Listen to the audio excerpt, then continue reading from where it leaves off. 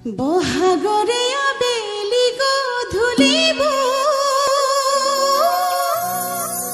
সজালি পৰালি আজি তয়েছো। ৰাজ্যৰ সাংস্কৃতিক জগতখনৰ বাবে বহুত ক্ষতি হ'ল অসমৰ এগৰাকী জনপ্ৰিয় কণ্ঠশিল্পী আৰু নাই। ভিতালী দাস অসমৰ এগৰাকী জনপ্ৰিয় কণ্ঠশিল্পী আছিল। ভিতালী দাসৰ জন্ম হৈছিল 6 জুন 1979 চনত।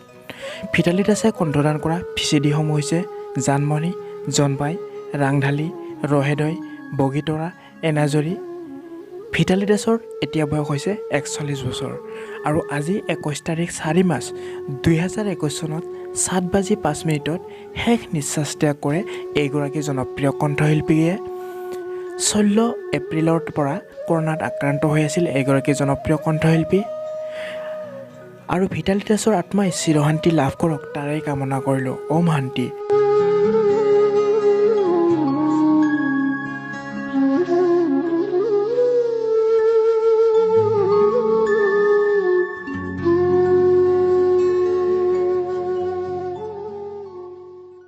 সাবস্ক্ৰাইব কৰক আছামিজ তাৰকা চেনেলটো আৰু বেল আইকনটো প্ৰেছ কৰক সকলোতকৈ আগত ভিডিঅ'টো পাবলৈ।